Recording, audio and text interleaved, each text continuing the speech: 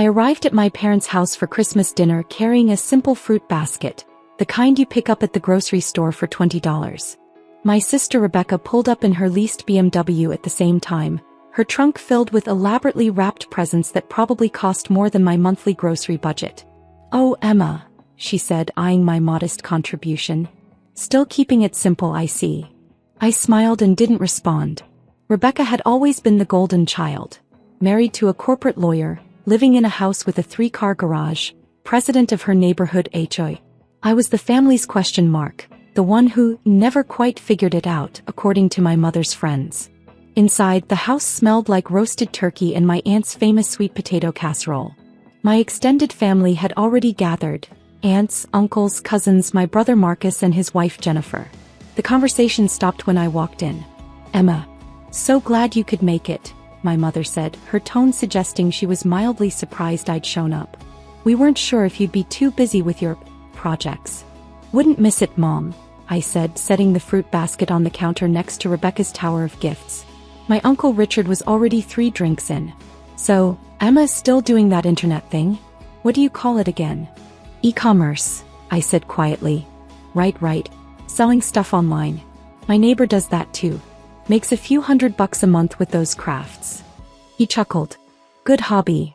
I took a seat on the couch and accepted the glass of wine my cousin offered. The television was on in the background, playing the local news. Everyone had moved on to discussing Rebecca's latest achievement. She'd been featured in a local magazine as one of the 40 under 40 business professionals. "The photographer took 3 hours to get the perfect shot," Rebecca was saying, showing everyone her phone. "They wanted it just right for the cover." "We're so proud," my father said, beaming. "A cover feature. That's real success." My Aunt Linda turned to me. "And Emma, dear, are you still living in that little apartment downtown?" "I am," I said. "Well, that's fine. Not everyone needs a big house. Very practical for someone with a small income." She patted my hand sympathetically. Dinner was served at 6. We gathered around the extended table my parents only brought out for major holidays.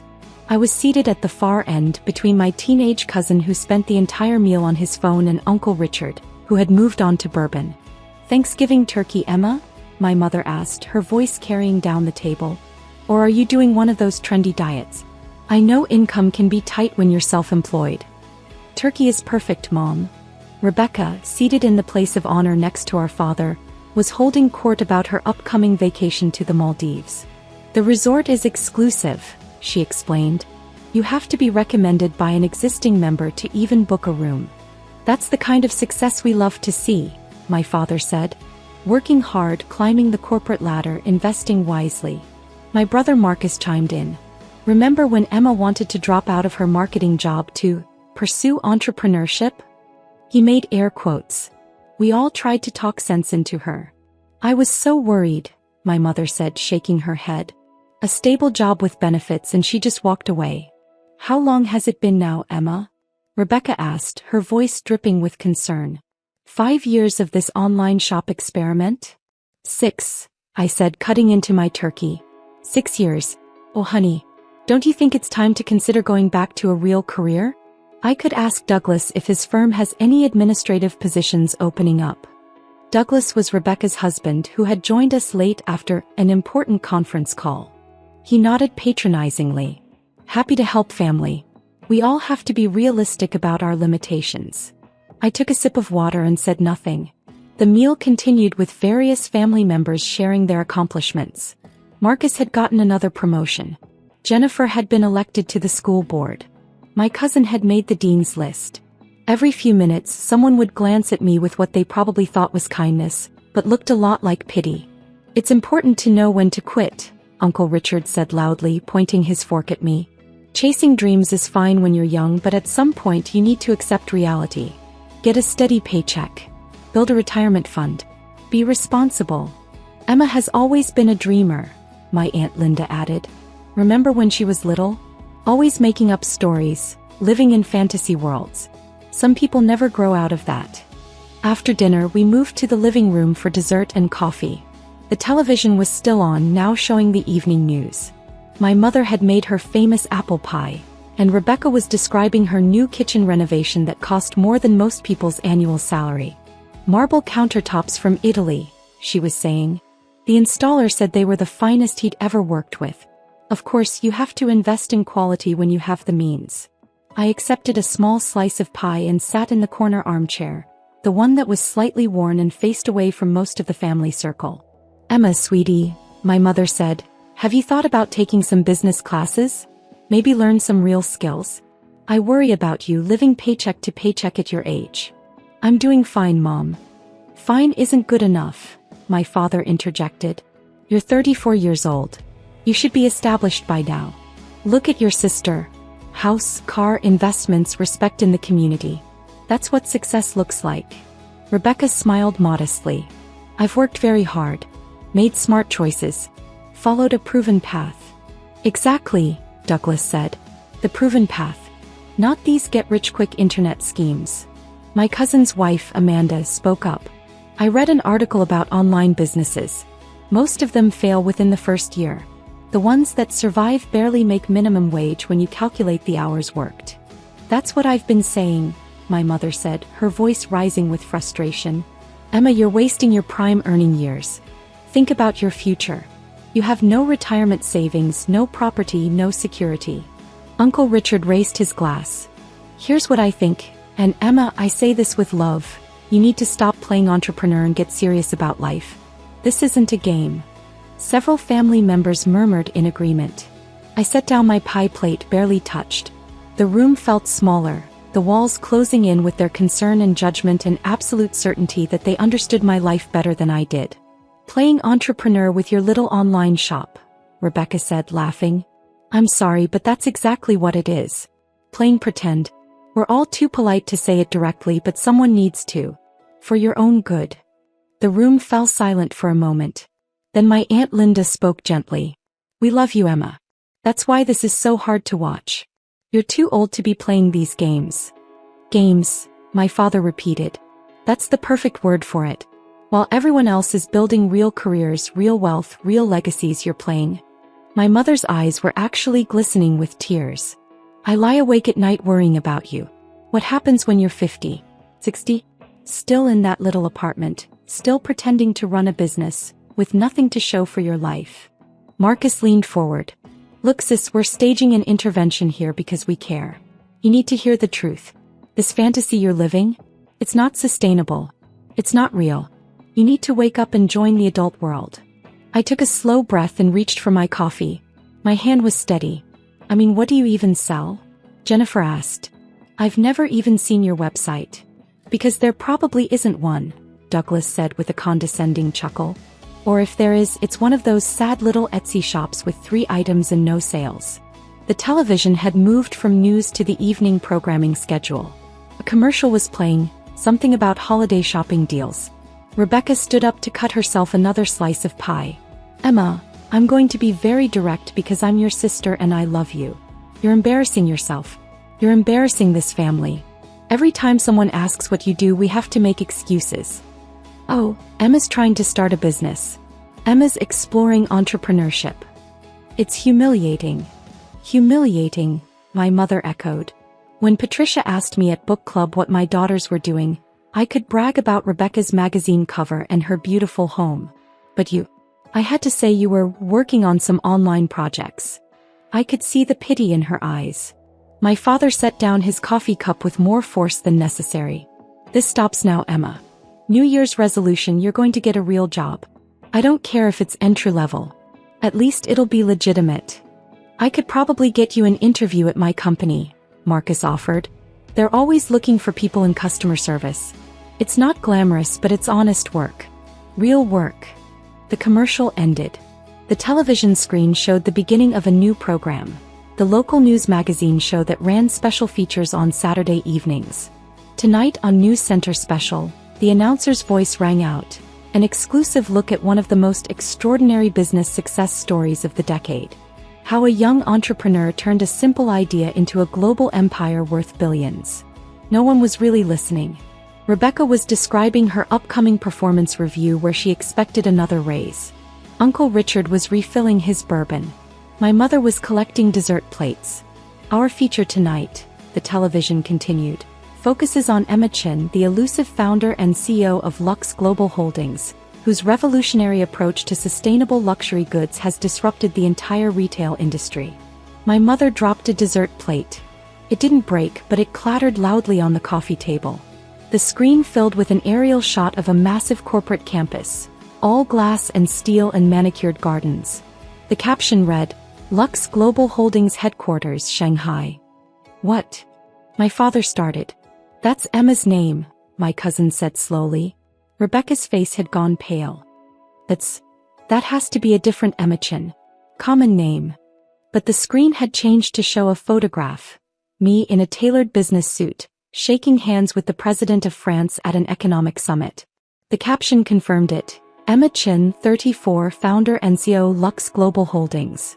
The reporter's voice filled the silent room. Emma Chin's story is one of vision, secrecy, and extraordinary execution. 6 years ago, she quietly left her corporate marketing position to pursue what her family thought was a small online retail experiment.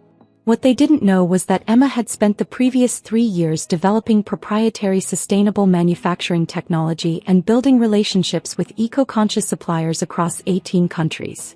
The screen showed factory floors, vast and modern, with workers assembling luxury handbags, shoes, accessories. Within 18 months, the reporter continued, her company had secured contracts with major department stores across Asia. Within 3 years she had expanded to Europe and North America. Her revolutionary approach, combining luxury craftsmanship with sustainable materials and ethical labor practices, resonated with millennial and Gen Z consumers who demanded both quality and conscience. My uncle's bourbon glass was frozen halfway to his mouth. The program showed footage of Lux Global products in high-end stores in Paris, London, Tokyo, New York. The items were beautiful. Handbags that cost thousands, shoes that celebrities wore on red carpets, accessories that had waiting lists months long. Today, the reporter said, Lux Global Holdings operates manufacturing facilities on 4 continents, employs over 40,000 people, and generates annual revenue exceeding $7 billion. The company's recent valuation places Emma Chin's personal net worth at approximately $7.2 billion. Making her one of the youngest self-made female billionaires in the world. My mother made a sound like she'd been punched. The screen showed me again, this time at a TED conference speaking to thousands. Then at a UN Sustainability Summit. Then on the cover of Forbes Asia with the headline, The Quiet Billionaire, How Emma Chin Built an Empire in Secret. Chin is famously private, the reporter explained. She rarely gives interviews, avoids social media, and has never publicly disclosed her wealth to friends or family. Those closest to her had no idea of the magnitude of her success. Rebecca's mouth was opening and closing like a fish. Tonight's special will take you inside Emma Chin's empire, the announcer said. We'll tour her facilities, speak with her executive team, and explore how she managed to build a multi-billion-dollar global company while maintaining almost complete anonymity in her personal life. That's tonight at 9, right here on News Center Special. The program cut to commercial. The silence in the room was absolute. Then everyone started talking at once. That can't be real. The same Emma Chin. $7 billion. This is our Emma. My father stood up, his face red. Emma. Is this true? Is this real? I set down my coffee cup carefully. Yes. You own. My mother couldn't finish the sentence. Lux Global Holdings, I said quietly. Yes. Marcus had his phone out, frantically Googling. Oh my God. It's all true. Emma, you're on the Forbes billionaire list. Number 847 globally. Your worth. It says here $7.2 billion. Rebecca had gone from pale to bright red. You sat here and let us mock me, I said gently. Yes. Douglas was scrolling through his phone, his hands shaking. Lux Global just announced a new sustainable fashion initiative with the European Union. Grant funding of €200 million. Emma, you met with the EU Commissioner last month. I did, I confirmed. My Aunt Linda was crying. Actual tears. We thought you were poor. We thought you were failing. I know. Uncle Richard drained his bourbon in one gulp. That apartment you live in. Why would you live in a regular apartment if you're worth billions? I like the apartment, I said. It's comfortable. Close to my favorite coffee shop. My mother sat down heavily. The fruit basket. You brought a $20 fruit basket when you're worth $7 billion. I like fruit baskets, I said. The television commercial ended and the news anchor returned. Just a reminder. Our exclusive special on billionaire entrepreneur Emma Chen airs tonight at 9. We'll have unprecedented access to her corporate empire, including interviews with her executive team and a rare sit-down with Chen herself. Stay tuned. My father's voice was barely a whisper. You gave us an interview. You gave the news an interview, but you never told your own family. They asked questions about business, I said. You asked questions about why I was wasting my life. Rebecca stood up abruptly, knocking over her wine glass. Red wine spread across my mother's white tablecloth like blood. This is insane. This is absolutely insane. You're telling me that for 6 years, while we all pitied you, while we tried to help you, while we worried about you, you were secretly a billionaire. Yes. That's sick. Rebecca's voice cracked. That's genuinely sick, Emma. What kind of person does that? The kind who wanted to see who really cared about her versus who cared about her success, I said calmly. Marcus was still scrolling. You donated $500 million to environmental causes last year. You endowed scholarships at 15 universities. You're building hospitals in developing countries. Emma, you're a philanthropist. A major global philanthropist. That money should be helping your family. Uncle Richard burst out. Your own flesh and blood. I looked at him steadily. Why? So you could buy more bourbon? So Rebecca could renovate her kitchen with even more expensive marble. How dare you? Rebecca hissed. My mother was scrolling on her phone now too, her face growing paler with each swipe. You spoke at the World Economic Forum in Davos. You had dinner with heads of state. You own properties in 12 countries. Emma, you own an island. 2 islands, I corrected. The second one is smaller. I use it for marine conservation research. My father sank back into his chair. All those times we tried to help you. Offered you jobs. Offered you money. I remember, I said. Jennifer spoke up, her voice shaky. Last year. Last Christmas. I gave you a gift card to Target because I thought you needed help with groceries. I used it, I said. Bought some nice towels. Thank you. Douglas was pale. My firm. I offered you an administrative position at my firm. I'm a lawyer making $300K a year and I offered you. Oh God. It was kind of you to offer, I said. Amanda, my cousin's wife, was reading from her phone. Business Insider calls you the most underestimated entrepreneur of the decade. Fortune says you're rewriting the rules of sustainable luxury. The Wall Street Journal has a profile calling you the billionaire next door, because you're so normal in your personal life. I am normal, I said. Normal. Rebecca shrieked. You're worth $7 billion. You employ 40,000 people. You're on the UN Advisory Council for Sustainable Development. That's not normal. The wealth isn't normal, I agreed. But I am. Same person I was 6 years ago. Same person I was this afternoon when you were all explaining my failures to me. The doorbell rang, making everyone jump. My mother, moving like she was in a dream, went to answer it. She returned followed by a man and woman in professional attire, carrying expensive-looking camera equipment. Miss Chin, the woman said, smiling at me. I'm Sarah Winters from News Center. We spoke last week about getting some B-roll footage of you in a casual family setting for tonight's special. I hope this is still a good time. The room erupted. You planned this, my father said. The news crew knew, my mother added. I stood up. I told them I'd be with family for Christmas.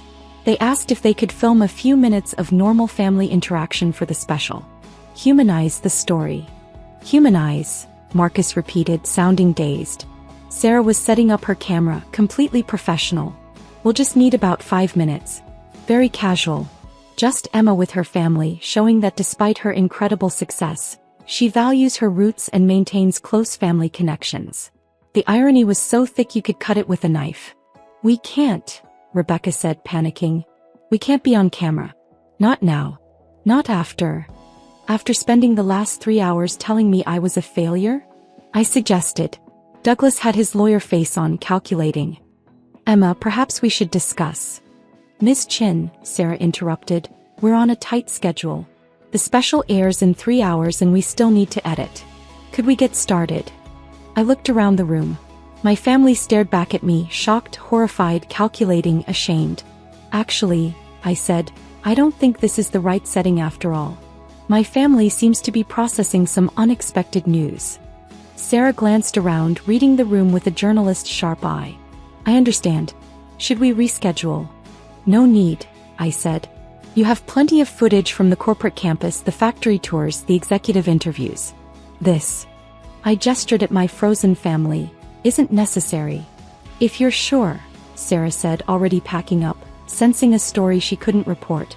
After the news crew left, the silence returned. But it was different now, heavy with recalculation, with the sound of worldviews crashing down, with the desperate mental scrambling of people trying to rewrite their own narratives. My mother spoke first, her voice artificially bright. Well, this is wonderful news. Emma, sweetheart, why don't we all sit down and you can tell us about your business? We'd love to hear all about it. Would you? I asked. Of course. We're your family. We've always supported you. I smiled sadly. 3 hours ago, you said I was embarrassing the family. I didn't mean, my mother started. You did mean it, I said gently. You all meant it. Every word. Rebecca had regained some composure. Emma, you have to understand how this looks from our perspective. You deliberately deceived us.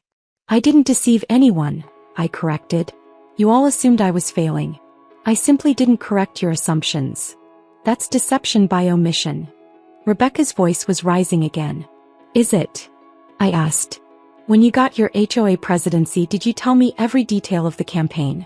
When Marcus got his promotions, did he explain every career move? Or did you all just share what you wanted to share and I accepted it without interrogation? Marcus shifted uncomfortably. That's different. How? Because you're worth billions. That's relevant information. Relevant to what? I asked. To whether you respect me? Clearly yes. To whether you mock me at family gatherings? Apparently yes. To our actual relationship? That's the question, isn't it? My father tried a different approach. Emma, I think we all said things tonight that we regret. In the heat of the moment. We were concerned about you. You were ashamed of me, I interrupted, my voice still calm. There's a difference. Uncle Richard had poured himself another bourbon. Listen, Emma, we're all adults here. Let's move past this. You're successful. We're proud of you. Let's talk about the future. The future where I fund your retirement? I asked. Or Rebecca's next vacation. Or Marcus's kids' college tuition. We're family, my Aunt Linda said, tears still streaming. Family helps each other. You're right, I said. Family does help each other. When I was starting my business, did anyone offer to help? Not with money, with time, with interest, with basic respect. Silence. I ate Thanksgiving dinner every year at the far end of the table, I continued. I listened to lectures about my failures. I accepted pity and condescension and outright mockery. And I did it quietly because I wanted to know something. Know what? Jennifer asked softly.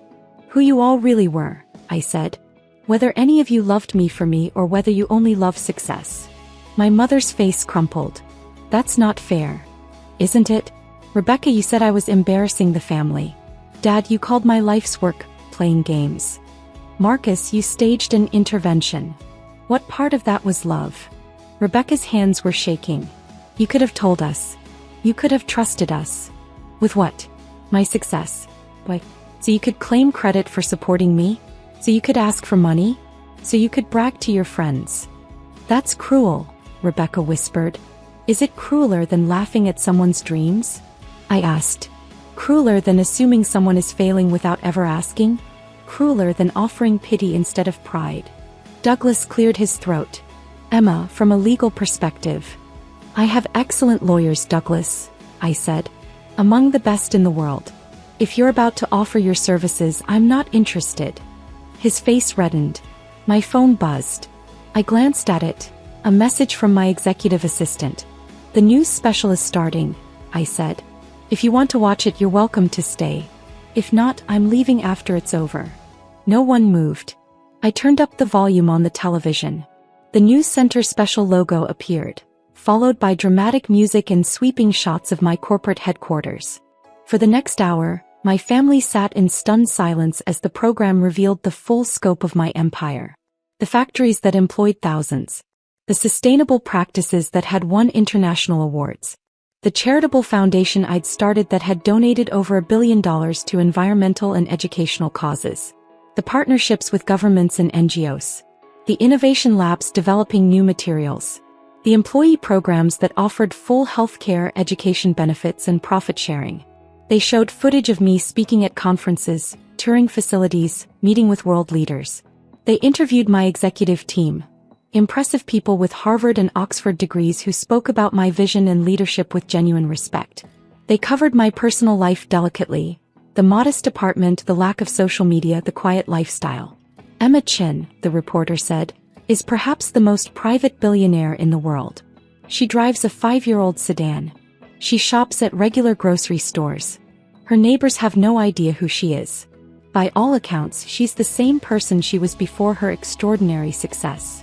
The special ended with footage of me at a ribbon-cutting ceremony for a new hospital in Cambodia, funded entirely by my foundation. Children were laughing, running around. I was kneeling in the dirt talking to a little girl, no security detail visible, no cameras, just a genuine moment that someone had captured. Emma Chin, the reporter concluded, proves that extraordinary success doesn't require an extraordinary ego. In an age of influencers and self-promotion, she's built an empire in silence. And perhaps that's the most remarkable thing about her story. The credits rolled.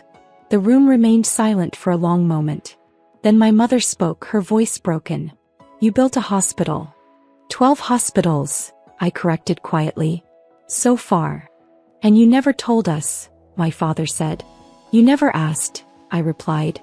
In 6 years, not one of you ever asked me a single genuine question about my business. You all assumed, mocked, and moved on. Rebecca was crying now. I called your work playing pretend. You did. I'm so sorry. Are you sorry for what you said or sorry that you were wrong? I asked. She didn't answer. I stood up. I'm going to go now. Emma, wait, my mother said, standing. Please. We need to talk about this. As a family. A family. I looked around the room. Is that what this is? Because for 6 years I felt like an outsider at these gatherings. The disappointing daughter. The failed entrepreneur. The one you all pitied. We didn't understand, my Aunt Linda said. You didn't try to understand, I corrected. There's a difference. Marcus stood up. What do you want from us, Emma? Groveling. We messed up. We're sorry. What else can we say? Nothing, I said. There's nothing to say. You all revealed exactly who you are. Success matters to you more than character. Wealth matters more than kindness. Status matters more than substance. That's not true, my father protested. Then why, I said slowly, did not a single person in this room defend me tonight? Before the news special, when everyone was attacking me, mocking me, staging interventions, where was the unconditional love? Where was the "we support you regardless"? Where was the basic human respect? No one answered. I picked up my coat. I'm going to keep living my life exactly as I have been. Same apartment. Same routines. Same privacy. The only difference is that now you know. And you have to live with how you treated me when you thought I was nobody. You're not nobody, my mother said desperately. You're my daughter. Then act like it, I said. Not because I'm successful. Not because I'm on television. But because I'm a human being who deserved basic respect all along. I walked to the door. Emma, Rebecca called out. What happens now? With us. I paused, my hand on the doorknob. That's up to you. You can continue treating success as the only thing that matters. Or you can take a hard look at why you treated a family member so poorly for so long. Either way, it's your choice. Will we see you again? My mother asked, her voice small. I don't know, I said honestly. I need some time to think about whether I want to keep subjecting myself to judgment and mockery. Even billionaires have feelings, Mom. Maybe especially billionaires who remember what it felt like to be treated like a failure by the people who were supposed to love them most. I opened the door. The cold December air rushed in. Merry Christmas, I said, and then I left. Behind me, I heard my mother start to sob. I heard my father trying to comfort her. I heard Rebecca saying something about calling me tomorrow, about fixing this, about family. But I just walked to my car, my modest 5-year-old sedan that was paid for in cash but had never impressed anyone, and drove away. My phone started buzzing before I even reached the highway. Texts from family members. Calls coming through. I silenced it all. Instead, I called my executive assistant. "Hi, David," I said. "Did the news special air well?" "Perfectly," he said. "We're already seeing upticks in brand interest. The PR team is fielding interview requests from major outlets. It's exactly what we hoped for." "Good," I said. "And the Q1 expansion plans?" "Ready for your review Monday morning. The Tokyo facility is ahead of schedule. The Mumbai partnership agreements are finalized. We're projecting 18% growth." "Excellent work." I hung up and drove through the quiet streets. Christmas lights twinkled in windows. Families gathered in warm homes. Normal people living normal lives, probably not thinking about billion-dollar empires or family betrayals or the price of success. My phone buzzed again. This time I looked. A text from Rebecca. "Please call me. I'm so sorry. I don't know what to say. I was horrible. Please let me apologize properly." Another from Marcus. "I was wrong about everything. Can we talk?" One from my mother. "I love you. I'm sorry. Please forgive us." Even one from Uncle Richard. "You were right about the bourbon comment. I'm sorry." I put the phone away. They were sorry now. Now that they knew. Now that the numbers were real. Now that they'd seen me on television shaking hands with presidents and building hospitals and employing thousands. But would they have been sorry if I'd remained what they thought I was? A failed entrepreneur in a small apartment with a modest online shop? I already knew the answer.